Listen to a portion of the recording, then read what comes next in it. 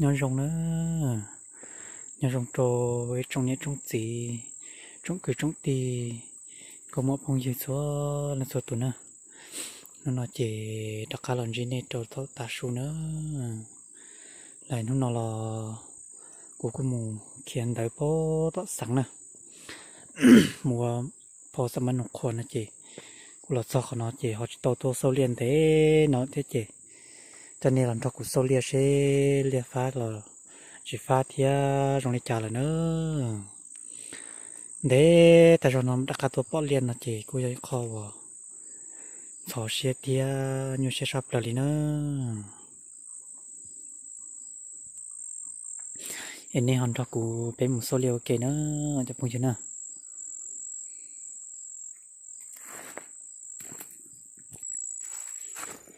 cho anh đặc cả tôi sắp bỏ tao lục cô chơi liền mà đặc cả khó xe thì cho sao thọ bé tuổi liền sắp là đi nữa cho liền trong đi trả đi nữa để tại sao tôi số liền đi liền hay tự nhiên sản có rong là cũng mua mót thì sẽ có nhiều xe cơ kia đi chị nên nó cho nên một kho rau cho nó sẽ chị tôi thằng tôi số liền kia liền nữa tôi số kia liền là cũng chỉ dùng hàng thế nữa rồi nó sư gió xe thế nhiều xe trap là đi chị vừa rong thia vừa rong nhẹ bé chị rồi giờ thì nhưng không muốn choเขาcòn nó thia cho cái mình xài cái rong một kho sẽ chị tôi số liền đi nữa nó mà tôi số liền mà cô yêu kho xe trap là đi nữa giờ cô chỉ dùng hàng thia là chỉ muốn để theo phát rồi thế nữa nhưng chỉ muốn xe tôi luôn chỉ liền đi thế chị rồi giờ tôi cứ thia của những cái thì tôi luôn đâu đi xin chị nó mà cho nên là cái tua sầu liền á có chỉ trong kia cô trong kia chứ mà nhưng chỉ trong lên mong cho tí nữa mong cho tí mong cho lên gió chỉ cô trong họ biết cho nó chỉ cho lên ly gió chỉ trong hàng nó có và hạt tiền trong có tàu lấy non đi xứ tàu chỉ trong hàng nữa để cho nên bên một số cái hồ xe lên trong này trả nó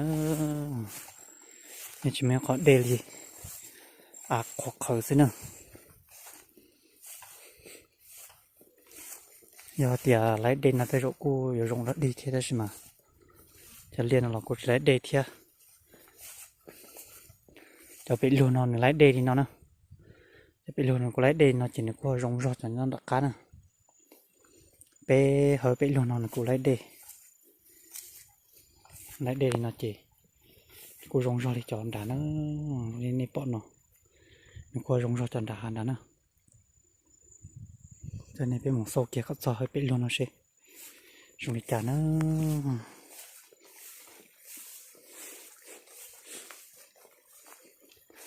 hơi bị luôn nó cùi rong rót theo là cho là chân gió thì đây từ plata là nè thì bé cho chỉ cho lại ly rồi chỉ cho nó chỉ nhóc khỏi pi pla pin con cá rồi pla thế nữa lại ly đấy chị lấy qua chỉ cho rong thia qua chỉ tàu pla chỉ tàu pít sợi là cho nè là cho lên gió chị cô pla thia sợi rồi khó tụ lại nè hơi nó bây giờ hơi bị luộc kia ta sửa pha ta rồi nữa cho phong gì nữa rồi hay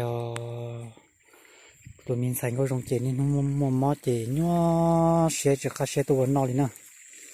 để ta liền là pha cần gỗ đi đã chọn cho lên là xí rồi nữa chọn cho nó cái gì mà nhó xe của tụi mình xài là mò chè nên chỉ cả xe rồi tôi nó vào hậu đi nó bây giờ cũng phá tại sao nhưng chúng mình sẽ tôi sâu tôi luôn cho lên để ta xem mà cũng giống mà cũng nhẹ thia tôi cứng người của họ tôi lúa đâu đi đâu đó chỉ của họ khai rõ nữa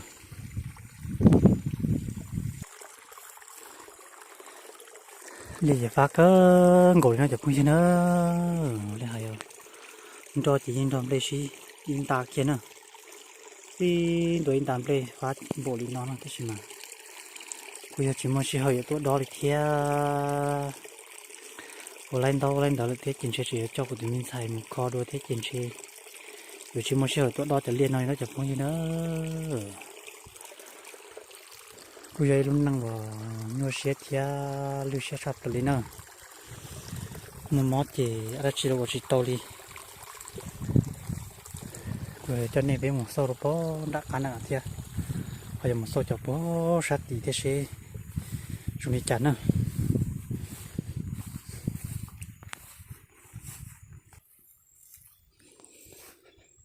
thì nó cá nó chỉ cũng chỉ phá hàng thế mà nó chỉ lấy đây thì đây là cũng chỉ dùng thế nữa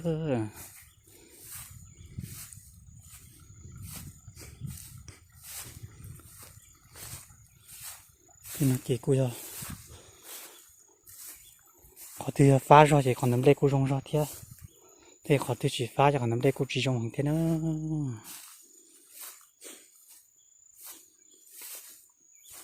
thế còn chỉ những chỉ dùng kia liền nữa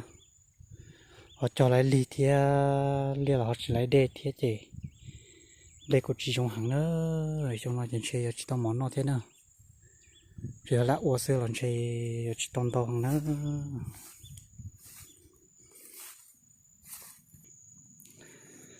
chuyện nào cũng là sao là bao tao tao nó thì nắm đây chỉ dùng kia đây nữa thế nào nè xong nó chỉ bé là chỉ tao món nó thế nhiều là một thì họ chỉ không tốt sâu thì giờ họ phát thì họ chỉ lấy đây thế chỉ đây chỉ dùng đi nữa nhớ đến chuyện mà có lý cung chúa thì mà lo dễ kia là chỉ nhưng chỉ dùng đi nữa thế là chỉ phá để con này bỏ nó giờ thì sau một món bây giờ bự cái tao liền nó đó đó ion nó có tàn nó sẽ bây giờ dùng gì nữa đó mà họ mua món thế chỉ không tốt đó thì nó thêm đây là chỉ thôi muốn cho ta rồi chỉ không tốt sửa đi thia chỉ không tốt sâu đi đây những chỉ dùng kia thì nữa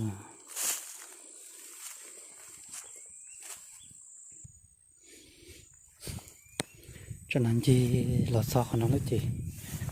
cho nên là bỏ ta toàn cái liệt hậu liệt ta nó chỉ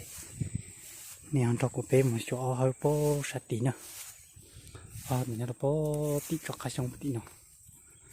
nên cho cô bé một chỗ sẽ chặt tí trong này cho nó theo là chỉ trong nó nữa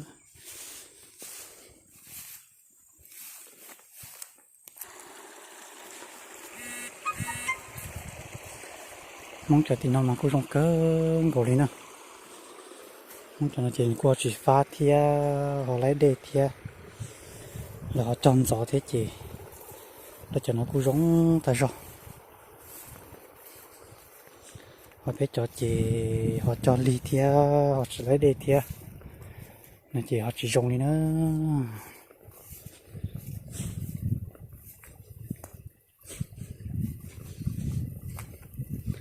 nên ta cũng biết một số chỗ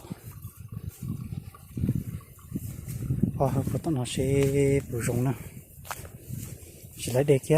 để thì cho bổ sung đi nữa có tao nó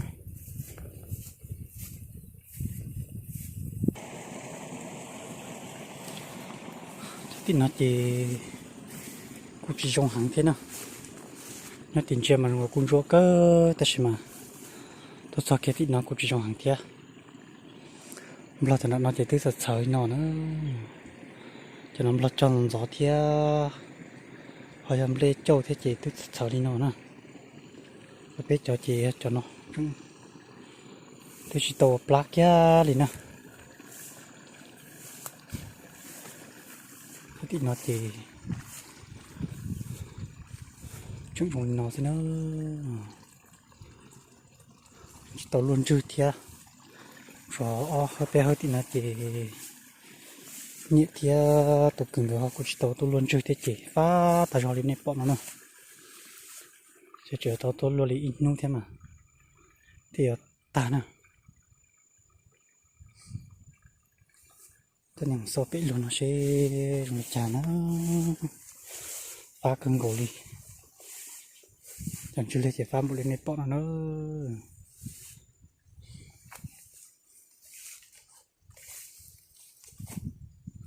lo tao sát bị dầm lo tao muốn luôn đủ luôn rồi thì chủ bây giờ nó chỉ của chỉ một xe hơi thì nhìn nó cho của mình xài một kho đó nó sẽ chỉ tàu tua lùa lại đi nữa phá ta sao cho trơn tua nó chỉ tư nhiều tua nó đây là chỉ trong tia lì thia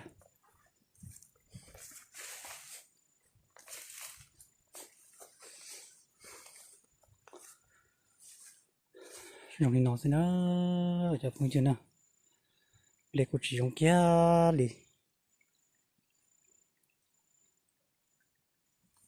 giờ muốn nhảy giờ quay tôi chế rồi thế sẽ bây giờ trong tua sẽ nào họ dùng đi nó sẽ chỉ tàu nó đi nữa tại vì hơi bé hơn nó bé hơi ở trong lên trong cái bì pha từng dư liệt trong bọn nó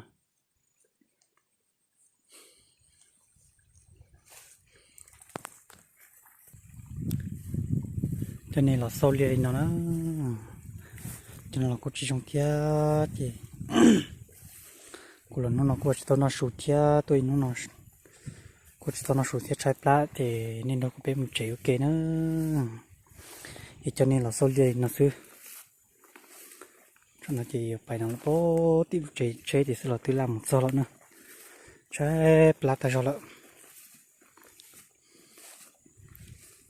họ chỉ đi mò tôi thì xả tiền kiện đó đó sáng tối bia là trái pla mắt nó to nó đó chỉ mà một số cũng ở chỗ lên đó thế chị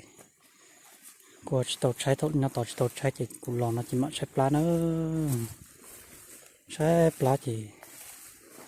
nên nó cũng chịu kia này bao nhiêu nữa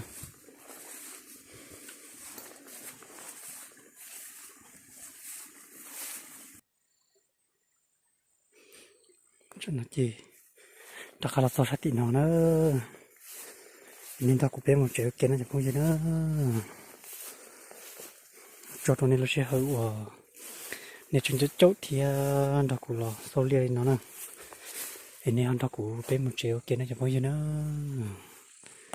thì mà lại sinh chỉ đồ cho tận tên nào là sẽ biết tròn tôi nữa thì mình nhớ trong đó này cho bao nhiêu